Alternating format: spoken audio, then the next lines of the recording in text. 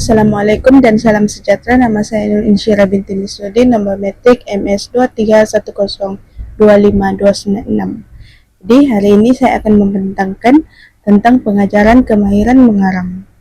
Soalannya, bagaimanakah Anda boleh mengaplikasikan strategi membaca untuk memastikan murid bukan sahaja dapat membaca teks dengan lancar, tapi juga memahami isi kandungan dengan lebih mendalam dan seronok. Jadi, kemahiran membaca ini merupakan asas penting untuk penguasaan bahasa Melayu. Namun, membaca bukan sekadar melafazkan perkataan, tapi melibatkan proses memahami, menilai, dan menghubungkan isi teks dengan pengalaman sebenar.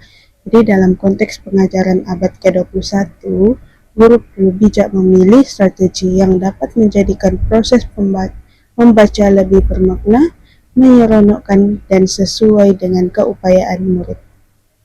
Dalam pengenalan masalah di sekolah, guru selalu berdepan dengan murid yang membaca secara mekanikal, yaitu mereka boleh menyebut perkataan dengan lancar, tapi gagal memahami maksud teks. Jadi, keadaan ini lebih ketara apabila murid membaca teks ilmiah yang mengandungi kosakata tinggi atau istilah teknikal.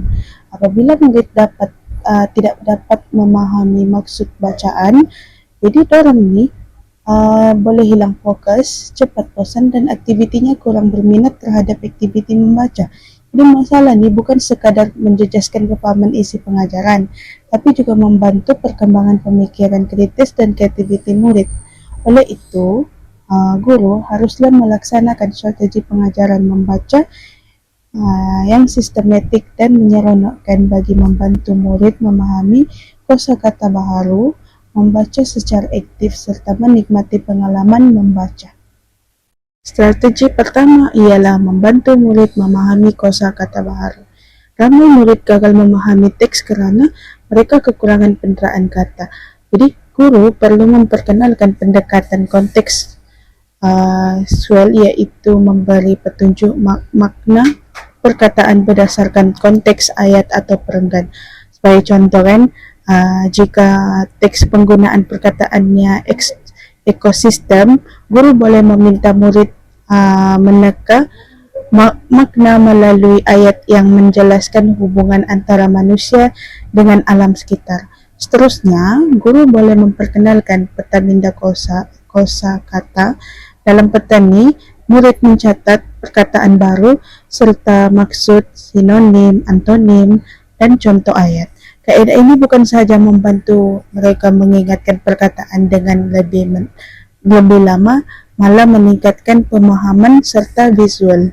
Selain itu, kad imbas dan permainan bahasa juga boleh digunakan. Jadi aktiviti seperti ini macam sepadankan perkataan dengan maksud atau cari sinonim tersembunyi menjadikan pembelajaran lebih interaktif dan menyeronokkan.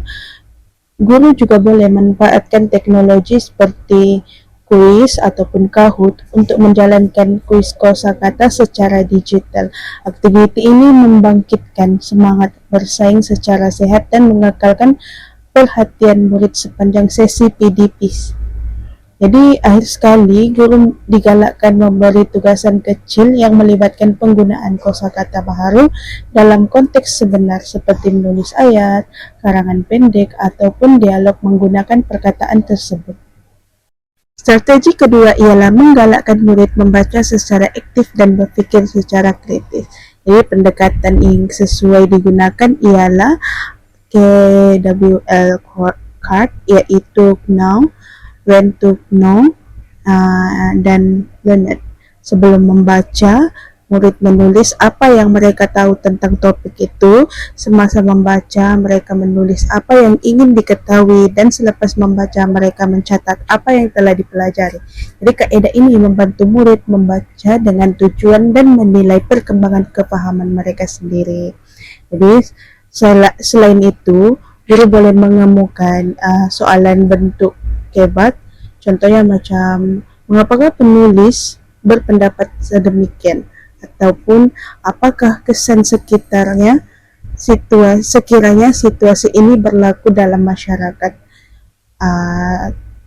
Selain itu, bagaimanakah pandangan penulis boleh diaplikasikan dalam kehidupan kita? Soalan seperti ini mendorong murid berfikir di luar teks, membuat invensi dan menilai maklumat dengan lebih mendalam, ataupun teknik bacaan berpasangan juga boleh diamalkan.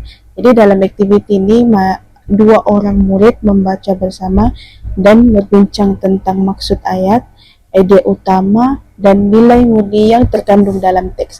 Ianya menggalakkan interaksi sosial serta pembelajaran kooperatif. Jadi guru boleh meminta murid menulis ringkasan atau refleksi ringkas selepas membaca untuk menilai kepahaman mereka.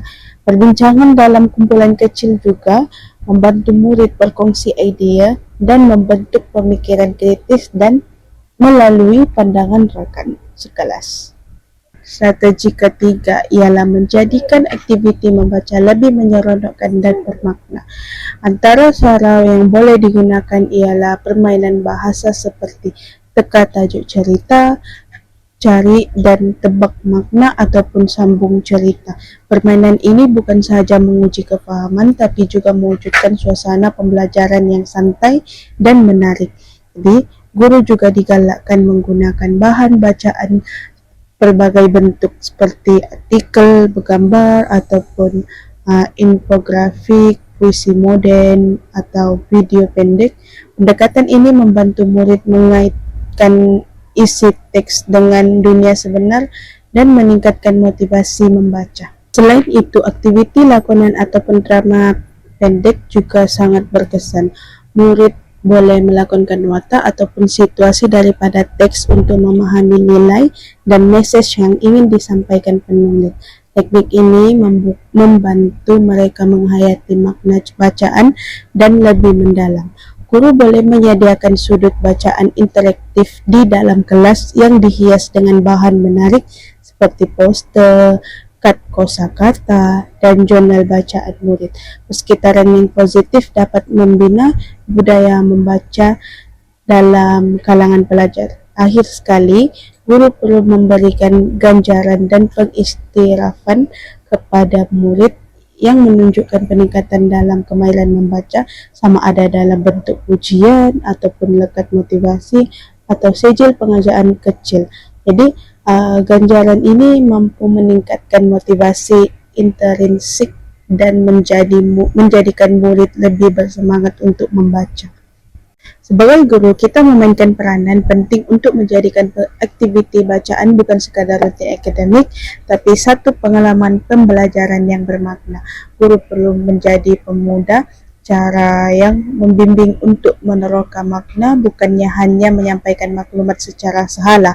Melalui pelaksanaan strategi membaca yang pelbagai dan menyeronokkan, murid dapat memperkayakan kosakata, meningkatkan kefahaman bacaan, mengembangkan pemikiran kritis dan kreatif, serta membina minat membaca sepanjang hayat mereka. Refleksi saya sebagai bakal guru ialah bahawa setiap murid mempunyai tahap keupayaan membaca yang berbeza.